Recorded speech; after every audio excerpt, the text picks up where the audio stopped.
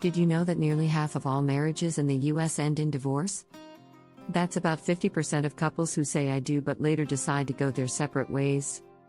What's even more surprising is that the number of people choosing to marry has been steadily dropping. In just the last 50 years, marriage rates have plummeted from 72% of adults to around 49%. So, why are so many people questioning the value of marriage? In this video, we'll dive deep into the idea that marriage might be an outdated concept. We'll explore the historical roots of marriage, discuss new forms of commitment, and uncover how financial independence is reshaping our views on love. Plus, we'll look at how people are breaking away from traditional stereotypes and finding happiness in non-traditional relationships. Get ready to rethink everything you thought you knew about love and marriage. Let's uncover the truth together. Chapter 1: The Origins of Marriage, a System Stuck in Time? Marriage, as we know it today, has deep historical roots. In ancient times, marriage wasn't about love, it was more about survival and property. Many cultures used marriage to secure alliances, increase wealth, or even strengthen political power. But is that model still relevant? Today, we don't need marriage to build wealth or form alliances. We have dating apps and cohabitation. Yet, many still follow the old template. According to historian Stephanie Kuntz, author of Marriage, A History, marriage has evolved dramatically over the centuries. But has it evolved enough for today's world? Kuntz argues that the shift from arranged marriages to love-based marriages is relatively recent, happening in just the last 200 years.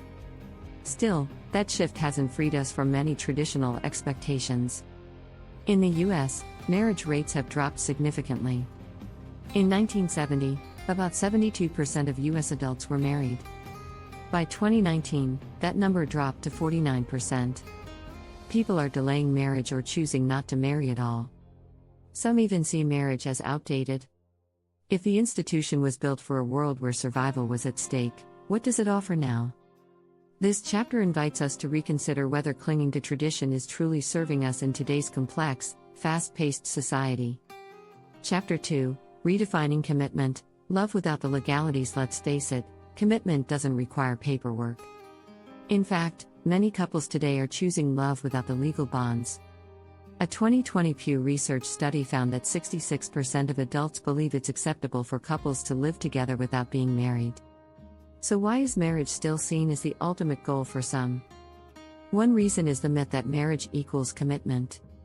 But commitment isn't about signing a paper, it's about the emotional investment you make in each other. Psychologist Bella DePaulo, author of Singled Out, argues that single people, or those in non-marital relationships, can experience deep, meaningful connections without feeling like they need to marry. She calls this singlism, the idea that being single or unmarried is somehow less valuable, which is simply untrue. Many people who choose not to marry are still deeply committed to their partners. They raise children, buy homes, and build their futures together. Cohabitation and long-term partnerships aren't signs of a lack of commitment, they're simply different paths. In fact, studies have shown that people in long-term cohabiting relationships report similar levels of happiness and satisfaction as married couples. The truth is, the paperwork doesn't define your love, you do. Chapter 3: Freedom versus Obligation, Does Marriage Limit Self-Growth? Have you ever felt like marriage could limit your personal growth? It's a topic that's rarely discussed, but for some, the idea of being tied to one person for life can feel like a restriction. When we marry, we often hear, "You're becoming one, but what about staying yourself?" Psychologist Esther Perel, author of Mating in Captivity, argues that the tension between love and desire is what often stifles growth in long-term relationships. She says, "Love enjoys knowing everything about you, desire needs mystery." Marriage, for many, can feel like a pressure to give up parts of yourself to fit the mold of the perfect partner. But in reality, the healthiest relationships are those where both people grow together, without losing their individual identities. Interestingly, studies show that about 30% of divorces are due to personal growth or incompatibility issues. The drive to grow and change is natural, but marriage sometimes comes with an expectation of stability and sameness. For people who prioritize self-discovery, marriage might feel like a cage, especially if they sense it could hold them back from exploring new opportunities, passions, or even parts of themselves. The key is redefining relationships in ways that allow for both personal freedom and partnership. Many couples today are finding ways to maintain their individuality while staying deeply connected. Marriage isn't the only path to love, and for some, it may be the path that limits their fullest potential. If you're enjoying this exploration into love and relationships, make sure to subscribe for more insights. We'll continue to challenge the norms and uncover the truth about modern love. Chapter 4: The Rise of Non-Traditional Love, Breaking Stereotypes Today. Love comes in all shapes and sizes. More people are embracing non-traditional relationships, and they're breaking away from the idea that marriage is the ultimate goal. Open relationships, polyamory, and even living apart together are becoming more common. According to a 2020 study published in the Journal of Sex Research, about 4 to 5% of Americans are in consensually non-monogamous relationships. That might sound small, but it reflects a growing interest in alternative ways of loving. Why are people choosing these paths? One reason is that they don't want to be confined to traditional roles. Polyamory, for example, allows for multiple emotional and romantic connections, challenging the idea that one person must meet all of your needs. Dan Savage, the creator of the popular Savage Love Advice column, has long advocated for monogamous relationships, where couples are mostly monogamous but allow some flexibility. He argues that strict monogamy can sometimes create unnecessary pressure, leading to relationship breakdowns. Another rising trend is living apart together, LAT, relationships. In these, couples maintain a committed relationship but live in separate homes. A 2017 survey from the UK found that 10% of people in relationships were choosing to live apart. The benefit? Each partner gets personal space while still maintaining a close, committed connection. These kinds of relationships are showing that there isn't one single formula for happiness. By breaking stereotypes, people are finding the freedom to design the relationships that work best for them. Chapter 5: Financial Independence and Marriage. A shifting power dynamic. In the past, marriage was often tied to financial security, especially for women. But times have changed.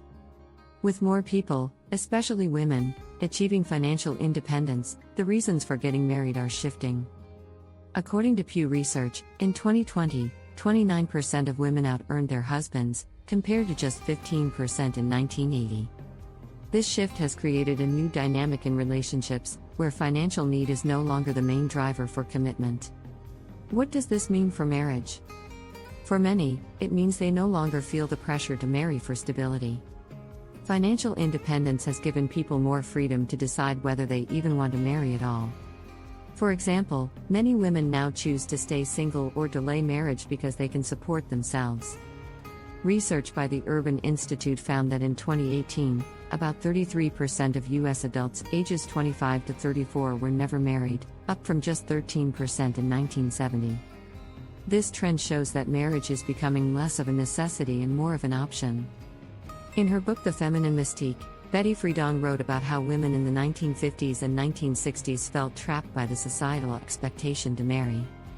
Today, with more economic freedom, that trap is disappearing. People are redefining relationships based on emotional connection and shared goals, not financial dependency. This shift is reshaping the power dynamics in relationships, giving couples more room to build partnerships on equal footing.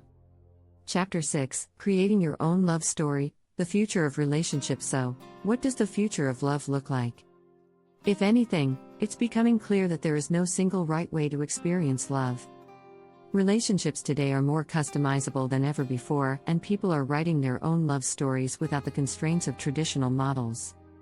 This shift is about freedom, the freedom to choose what works best for each person. One growing trend is couples creating their own relationship contracts. These are not legal contracts but agreements between partners on how their relationship will work. Couples might outline everything from how they'll handle finances to how much personal space they need. Esther Perel, the renowned relationship therapist, often talks about the importance of these conversations. In her book The State of Affairs, she says, people today want a relationship that is both emotionally close and allows for individual freedom, and that requires negotiation.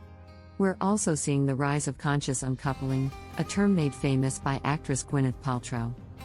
Instead of viewing the end of a relationship as a failure, this approach sees it as a transition. It's a way of moving forward with respect and understanding rather than bitterness.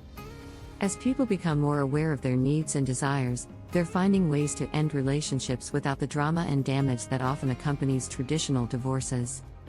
In the end, the key message is this: you don't have to follow anyone else's rules when it comes to love. Whether it's through marriage, cohabitation, or any other arrangement, the most important thing is to find what makes you happy. The future of relationships is all about choice, choosing how you love, who you love, and what love looks like for you. The rules are yours to write. If you found this discussion enlightening, don't forget to subscribe for more thought-provoking content. Together, we'll continue to explore what love means in our ever-changing world.